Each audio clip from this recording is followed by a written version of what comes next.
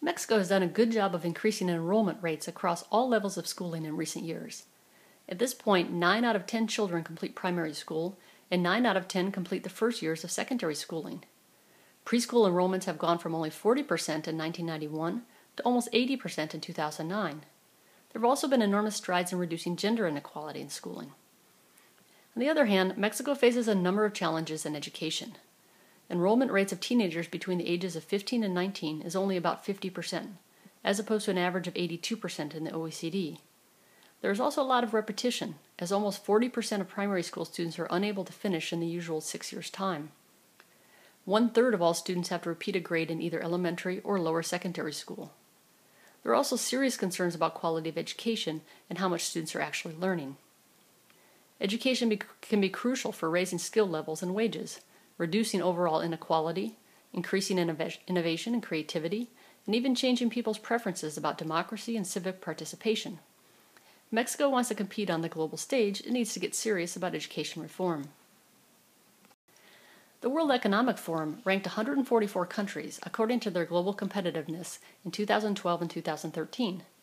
Mexico ranked relatively well on primary school enrollment, coming in at 29 out of the 144. It didn't do quite as well on secondary enrollment, and it scored much worse on quality measures. The overall quality of education in Mexico is ranked 101, while primary schooling in math and science scored even more poorly at 118 and 124 respectively. It's difficult to measure educational quality, and it's especially problematic to compare quality across countries. One of the few measures that we have is the PISA exams. PISA stands for the Program for International Student Assessment, and it is an exam administered to 15-year-olds across a wide number of countries. The test measures students' reading, math, and science skills. This figure illustrates the differences in math literacy in Mexico and Shanghai in 2009. About 1/2 of the students from Mexico scored in the lowest levels of the test, meaning that they cannot, quote, carry out routine procedures according to direct instructions in explicit situations. Less than 6% of Mexican students scored in the top 3 levels of the exam. In contrast, 70% of the Shanghai students scored in the top 3 levels and almost none in the lowest levels. Only 0.29% of the Mexican group was rated to be in the, quote, advanced math level, compared to 18.2% in Korea and 6.5% in the US. Mexico's scores are still above the Latin American average, and there are less students scoring in the lowest levels of math. On the other hand, reading and science scores have stayed pretty constant in Mexico, while Chile and Brazil have brought up their reading scores, and Brazil and Colombia have improved in science. While Mexico graduates many engineers, there are questions as to how well trained they are. Interviews with industry leaders note that graduating engineering students lack the necessary technical skills, in part because of limited lab equipment, and also soft skills, such as, quote, communication skills, ability to work independently, interpersonal skills, and knowledge of English. There are also doubts as to whether technical institutes in the country are doing a good job training people for the workforce. Very few students graduate from these types of schools, and it is believed that the quality of these institutes is relatively low. Overall, the country does not have a lot of universities of top caliber. Only the large public university, called UNAM, short for Universidad Nacional Autónoma de México, ranks in the top 500 of universities in the world, according to the 2010 Shanghai Academic Ranking, and even then it is in the 151 to 200 ranking. There are good universities that are highly specialized, such as ITAM and CIDE in Mexico City, and Monterrey Tech up north, and these aren't usually typically included in such rankings. But for the most part, Mexico does not have a wide choice of high-quality universities. Another way to measure educational quality is to look at research and development, as well as innovation proxies, such as the number of patents awarded. A recent paper notes that, quote, Mexico's scientific output is weak and largely takes place outside of universities.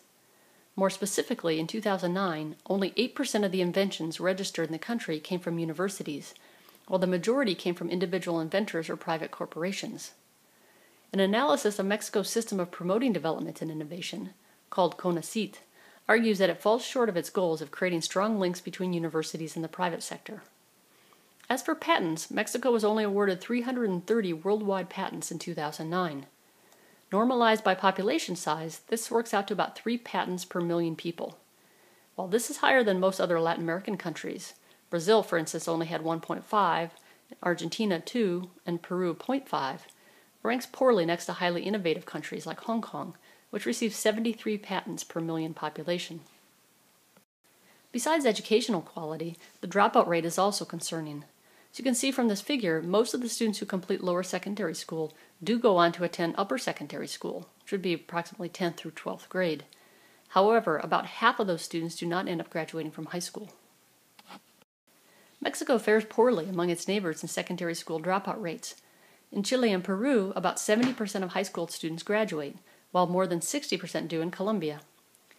These dropouts are damaging in two ways.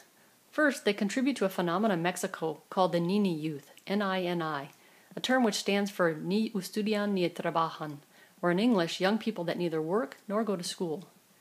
This group is less likely to do well in the job market and more likely to seek employment in the informal sector. Second, it'll be hard for Mexico to move from a maquiladora, low-wage economy to an innovative, advanced one without a skilled workforce. Enrollment rates in tertiary schooling is lower than the Latin American average and much less than richer countries like the U.S. Mexico needs more students to graduate from high school and university to be able to make this change. All of the information in this video, including the figures, the quotes, and the graphs, come from Jeffrey Puryear's Lucrecia Santabanez and Alexandra Solano's Education in Mexico.